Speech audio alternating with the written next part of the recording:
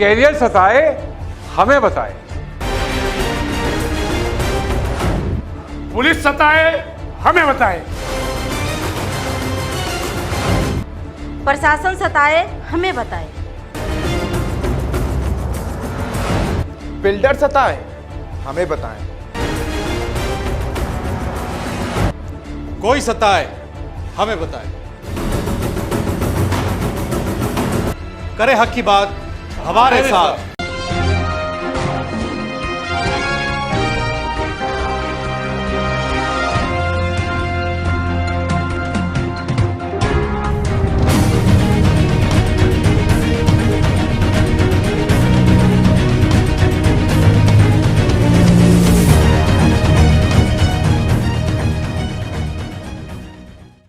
आगे बढ़ाया। उनके पिताजी मास्टर आए थे, उनको बहुत छुआछूत की नज़र से देखा गया था। बाबा साहब जैसे तैसे पढ़ लिख के बड़े हुए, लेकिन समाज के लिए वो कुछ नहीं कर पा रहे थे, उन्हें कोई रास्ता नज़र नहीं आ रहा था। उसके बाद बाबा साहब ने अंग्रेजों का सहारा लिया और अंग्रेजों का सहारा लेके तब उन्होंने एक संविधान की रचना की। क्योंकि बहुत बड़ा इतिहास है, मैं ज़्यादा इतिहास के बीच में नहीं जाना चाहूँगी, मैं उसको दोहराना नहीं चाहूँगी, बहुत लंबी स्पीच हो जाएगी।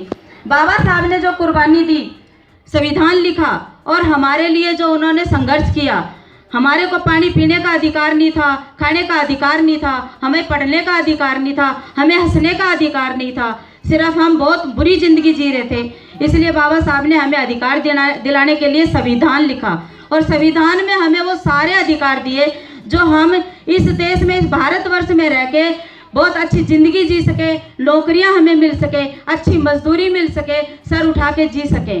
संविधान के बारे में किसी को भी ज्ञान नहीं है। पार्टी जो भी बनती है, बीजेपी पार्टी संविधान के तहत बनी है, बीजेपी की कोई औकात नहीं है। अगर संविधान नहीं होता तो आज वो सत्ता में होती।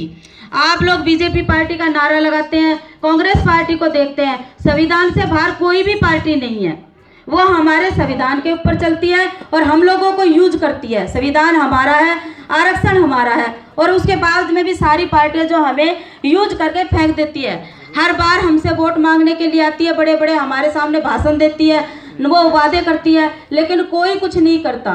संविधान के तहत हमारे पास में बहुत बड़े बड़े अधिकार हैं जो कोई भी पार्टी हमें अधिकार नहीं देती। आज बीजेपी सरकार है, बीजेपी सरकार बीजेपी की नहीं है, वो सबकी सरकार है। लेकिन क्या आप लोगों को सरकार के अंदर अपने अधिकार मांगने के लिए खड़ा होने देती है सरकार? नहीं देती। बीजेपी सिर्फ अपने बीजेपी का नारा लगाती है। वो सरकार में बैठी है, सत्ता में बैठी है, मोदी जी पीएम बन के बैठा है। वो एक बीजेपी के लिए पीएम नहीं है, वो सबके लिए पीएम है, लेकिन वो किसी के लिए कुछ नहीं करता। विदेशों में घूमता है, अच्छे अच्छे बूट सूट पहनता है, बीजेपी को आगे बढ़ाने की बातें करता है। चाय वाला था, वो जो एक चाय वाला था, वो अधिकार किसी को क्या दिलाएगा जो अपनी पत्नी को अधिकार नहीं दे सका, जिसका आज तक यही नहीं पता था कि वो शादीशुदा है। वो पीएम मोदी जो ये कहता है कि मैं चाय वाला था, मैंने देश के लिए ये किया, मैंने वो किया और मैं ये करना चाहता हूँ, आज मैं प्रधानमंत्री बन के हर नागरिक को उसका अधिकार दिलाना चाहता हूँ, मैं देश से भ्रष्टाचार मिटाना चाहता हूँ, मैं देश से गंदगी को हटा देना चाहता हूँ, मैं देश को अमेरिका की तर्ज पे लेके आना चाहता हूँ, मैं देश को क्या से क्या बनाना चाहता हूँ। जो प्रधानमंत्री मोदी चाय वाला था, जो अपने आप को चाय वाला कहता है, उसने आज तक किसी के सामने ये तक भी साबित नहीं होने दिया कि मैं शादीशुदा हूँ। उसकी पत्नी तड़प तड़प के अपनी जिंदगी गुजारती रही, वो दूसरी नारी को क्या सम्मान दिलवाएगा? उसकी रक्षा, इज्जत की रक्षा क्या करेगा? क्या बलात्कारियों के खिलाफ लड़ेगा जो खुद बलात्कारी है? क्या वो हमारे लोगों के लिए लड़ेगा? क्या वो न्याय दिलाएगा? नौकरियां आजकल आती हैं तो मोटे मोटे पैसे लिए जाते हैं, दुकान खोल के बैठे हैं ये पार्टी वाले। संविधान के तहत हमें बहुत सारे अधिकार है, लेकिन क्या हमारे अधिकार हमारे को दिए जाते हैं? हमारे समाज के बच्चे पढ़ लिख के बेचारे मजदूरी नहीं कर सकते, रेडी नहीं लगा सकते क्योंकि वो पढ़ लिख जाते हैं, उनको रोजगार नहीं दिया जाता, बिजनेस वो कर नहीं सकते क्योंकि बिजनेस के लिए भी बहुत पैसा चाहिए, दूसरे की नौकरी वो कर नहीं सकते क्योंकि वो इतने पढ़ जाते हैं, उनके कुछ सपने होते हैं, लेकिन उनके सपनों को सरकार जो भी आती है, कांग्रेस आती है, बीजेपी आती है, वो तोड़ देती है। हमारा समाज जब तक नहीं जागेगा, जब तक हमारे सपने ऐसे ही तोड़े जाएंगे, इसी तरीके से हमें कुचला जाएगा, हमारे अधिकार इसी तरीके से छीने जाएंगे। हमारे भाई और हमारी बहनें, हमारे बुजुर्ग जब तक संविधान को नहीं जानेंगे, बहुजन समाज पार्टी को नहीं जानेंगे, किस तरीके से आगे बढ़ेंगे। बहुजन समाज पार्टी क्या है?